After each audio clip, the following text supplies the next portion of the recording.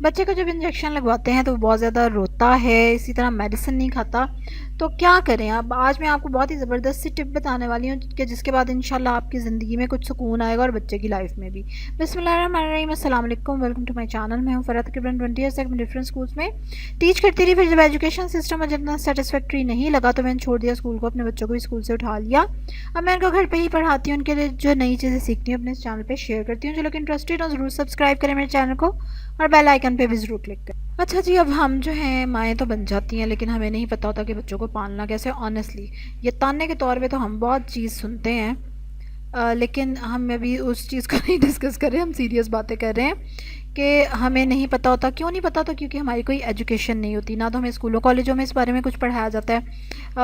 मतलब zero knowledge होता है हमारा when we become a mother, कि इस जो बच्चा आया है इस दुनिया में, इसको हमने कैसे इसकी परवरिश करनी है या इसको क्या करना है। ऑनेस्टली बहुत सारी चीज़ें नहीं पता होती, और मुझे भी नहीं पता थी, मैंने खुद सीखी अल्हम्दुलिल्लाह। उन चीज़ों ने मुझे बहुत बहुत हेल्प किया। मेरी ज़िंदगी काफ़ी आसान हुई उनकी वजह से, और मेरे बच्चों की भी आसान हुई उसी वजह से। क्योंकि अदरवाइज़ मैं देखूँ अगर, तो मैंने बहुत ही जाहिल किस्म की माँ होना था, और मैंने उसी जहालत में अपने बच्चों का बेड़ा गर्क कर देना था, जो कि अब थोड़ा कम करती हूँ शायद। ठीक है, चलो जी, अब आप सुनेंगे वाकई आज हुआ क्या। अभी मैं गई क्लिनिक पे, तब my husband was not feeling well. ठीक है, अब वहाँ पे क्या हो रहा है, एक छोटा बच्चा है जो, क्योंकि अभी बहुत ज़्यादा पीछे जब वेदर चेंज हो रहा था तो बहुत ज़्यादा बीमार हो रहे थे बच्चे भी। अब बच्चे को लगना है इंजेक्शन। ठीक है, उसकी मदर उसको लेके बैठी हैं कि इसको इंजेक्शन लगवा लो, और बच्चा एज़ यूजुअल डर रहा है और कह रहा है मैंने नहीं लगवाना। अच्छा, अब उनकी, मुझे लगा कि उसकी मामा उसको पकड़ के लगवाएंगी, लेकिन नहीं, उसकी मामा ने उसको कहा नर्स को, मैं इसके बाबा को बुला के लाती हूँ। ठीक है, इसके बाबा आते हैं। फिर वो बाहर गई, उसके बाबा को बुला के लाए। उसके बाबा बैठ के बच्चे को लेके, अब बच्चे ने रोना शुरू कर दिया। अब उसके पापा कह रहे हैं चुप, खबरदार, तुमने आवाज़ भी निकाली तो, ठीक है, रोना नहीं तुमने। और ना उसको खूब डराया, उसको आंखें दिखाई, और उसको फिर इंजेक्शन लगा। और इंजेक्शन लगने की कितनी दर्द होती है। ठीक है, बच्चा और थोड़ा रोया तो उन्होंने कहा कि अब तुम अगर रोए तो तुम्हें एक इंजेक्शन और लगवा देंगे हम, ठीक है, तो चुप कर जाओ। इसलिए अब बच्चा उस डर के मारे फिर चुप कर गया कि अब एक और इंजेक्शन लगवाएंगे मुझे। और फिर इस तरह से वो बच्चे को लेके तो फारिग हुए और बाहर चले गए। और फिर बाहर से उन्होंने बच्चे को पॉपकॉर्न लेकर दिए और बाइक पे बैठ के वो गए। अब यही सिचुएशन जो है ना, हम में से अक्सर लोग फेस करते होंगे। अब मैं आपको बताती हूँ कि इस सिचुएशन में कहाँ कहाँ चीज़ें गलत हुई जो कि नहीं होनी चाहिए थी। ठीक है, और उसको हम बेटर कर सकते थे। सबसे पहले तो जब उसकी मामा उसको इंजेक्शन लगवा रही हैं, तो अगर मामा का दिल पहले इतना मजबूत नहीं है तो भी आप पहले ना उसको लेके बैठें। मैं आपको क्लियर बताऊं कि जब बच्चे को इंजेक्शन लगना है ना, उसको दर्द होनी होनी है। इसलिए आप बच्चों को एक्सप्लेनेशंस देंगे, कि बच्चे को समझाने बैठ जाएंगे कि बेटा रोना नहीं, ये वो, उसको धमकियां देंगे। मतलब ही इज़ अ चाइल्ड, वो मेंटली कैपेबल नहीं है इतना सोचने का, और इंजेक्शन की वाकई बहुत दर्द होती है। और आप उसको ऊपर से क्या सिखा रहे हैं कि जो दर्द तुम्हें होती है तुमने उसका इजहार भी नहीं करना। इसीलिए हमारे बड़े होके भी ना इतनी ज़्यादा कम्युनिकेशन की प्रॉब्लम्स रहती हैं कि हमें समझ ही नहीं आता कि हमने अपना प्रॉब्लम शेयर करना है, क्योंकि बचपन में इतना दबा दिया जाता है वो चीज़। तो पहले तो मदर को बैठना ही नहीं चाहिए अगर वो नहीं लगवा सकती। उनको क्या लग रहा था, उनका बच्चा आराम से कहेगा हाँ जी लगा दे इंजेक्शन। मतलब वाई शी, आपने नहीं जाना। अगर आप नहीं लगवा सकती तो आप पहले ही उसके बाबा को ही भेजें। दूसरा, no explanation should be given to the child, कि भाई तुम्हें दर्द नहीं होगी। क्यों झूठ बता रहे हैं आप अपने बच्चे को? उसको दर्द होगी ना, आप क्यों उसको कह रहे हैं तुम्हें दर्द नहीं होगी? उसकी फीलिंग्स को झुटला रहे हैं, उसकी तकलीफ़ को झुटला रहे हैं। वो सारी उम्र अपनी तकलीफ़ को लेके बैठा रहता है और सोचता रहता है कि पता नहीं ये शायद मैं ही गलत फील कर रहा हूँ। ठीक है, अगर मुझे तकलीफ़ भी मुझे, और मैं ही गलत हूँ।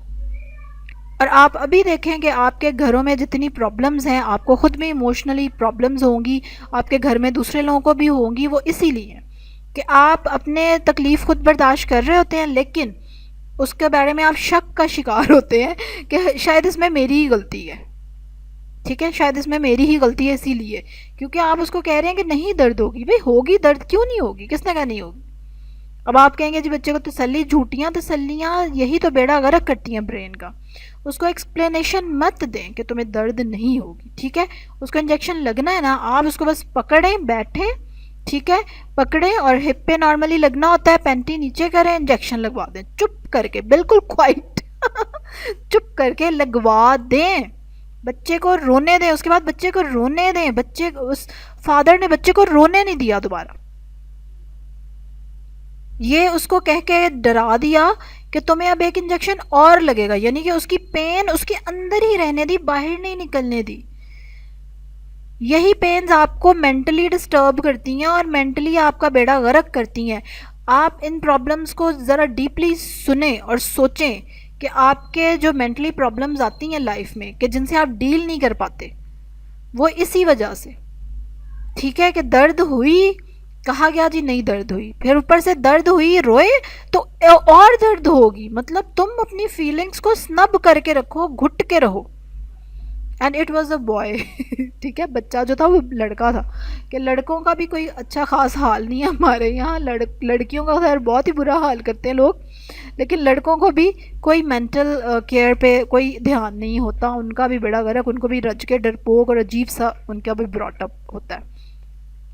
ठीक हो गया, तो अब ये कहना कि तुमने दूसरा इंजेक्शन लगा दूंगा तुम्हें लग जाएगा, तो चुप कर जाओ तुम, बस चुप। ओ माय गुडनेस, उसको रोने दें, उसको रोने दें, let him show his pen.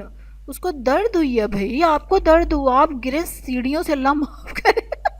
लेकिन दर्द होगी कि नहीं, कोई आपको आके कहे कि नहीं दर्द अगर हुई तो तुम एक बार और गिरा दूंगी, मतलब सोचें कि वो बच्चा है, इंसान का बच्चा है, वो पागल नहीं है, उसको समझ आती है चीज़ों की, उसके इमोशंस का मजाक मत उड़ाएं, आप उसको रोने दें, लेट हिम क्राई, कितना का रो लेगा इतना छोटा सा बच्चा। ठीक है, अब रोते हुए बच्चे को चुप कैसे कराना है, लिसन।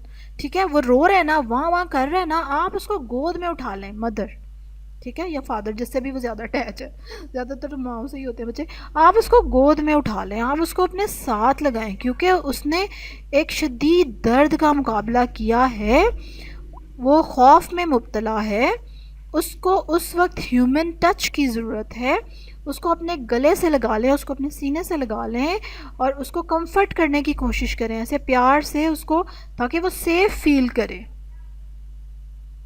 उसने जो दर्द देखी है, इतनी भयानक दर्द उसकी एज के हिसाब से, तो ये बहुत बड़ी चीज़ है उसके लिए, तो उसको कंफर्ट करें, उसको सेफ फील कराएं।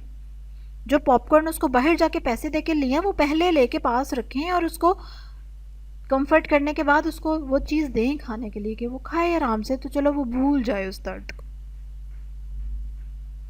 ठीक है, दैट्स इट, बस, और क्या करना आपने। लेकिन हम क्यों नहीं कर पाते, क्योंकि हम लिटरली खुद परेशान हो जाते हैं बच्चा इंजेक्शन नहीं लगवा रहा तो आप क्या करेंगे, अब उसके लिए हमें जो समझ आता है ना, जो मर्जी, जैसे वो होता है ना कि कील ठोकना है तो अब कैसे ठोके समझ नहीं आ रही, हथौड़ा नहीं मिल रहा तो चलो ईंट ले आओ ठा ठा। You can't do it with a human being, with a human child, कि जो भी मिल जाए ठा ठा शुरू हो जाओ, no, you have to learn the proper technique. ठीक है, आपको पता होनी चाहिए ये चीज़ें, बजाय ये कि आप इतने से मोमेंट के लिए अपने बच्चे को मेंटली इतना ज़्यादा डिस्टर्ब कर रहे हैं। तो आई होप आप आइंदा इंजेक्शन लगवाना आपके लिए इतना मसला नहीं होगा। Listen to these things again, ठीक है, इंशाल्लाह ये आपको हेल्प करेंगी। समझ आई जो मैंने डिटेल्स बताई हैं, और मैंने आपको उसके साइड इफ़ेक्ट्स भी बताए हैं, and it was happening in front of me, मुझे नहीं पता था ये लोग ऐसे करेंगे।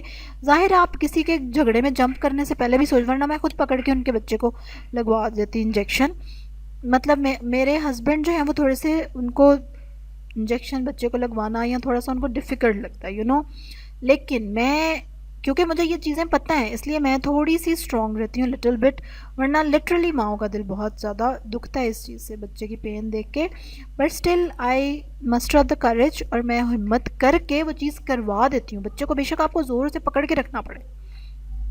ठीक हो गया, तो अब मैं लिटरली कि मैं इमोशनल इतनी ज़्यादा इस चीज़ को देख के हर्ट हो रही थी कि मैंने उनकी मदर को, जब वो बाहर जा रहे थे तो मैंने उनकी मदर को उनके साथ साथ चलना शुरू हो गई मैं, and I was trying to tell her के he was not mentally capable, जो चीज़ आप उससे एक्सपेक्ट कर रहे थे कि वो समझदार बने, या, और उसकी मदर ने मुझे कहा भी यही कि नहीं बच्चों को तो बताना पड़ता है ये वो। मैंने कहा आप कैसे उसको इतनी सी एज में, उसको कितने साल का बच्चा होगा, मतलब हार्डली 3 ईयर्स का होगा मेरा ख्याल है, मैंने कहा अभी तो वो मेंटली कैपेबल ही नहीं है जो चीज़ें आप उसको समझा रहे थे। नहीं नहीं, हम बच्चे को बताएंगे तो पता चलेगा। मैंने कहा बताएंगे पता चलेगा, लेकिन जब उसके मेंटल कैपेबिलिटी ही नहीं है, उसके अंदर इस चीज़ की सलाहियत ही नहीं है, तो वो कहाँ से समझेगा। उस वक्त उसको आपके कंफर्ट की ज़रूरत थी और आप लोग उसको धमका रहे हैं एंड ऑल दैट।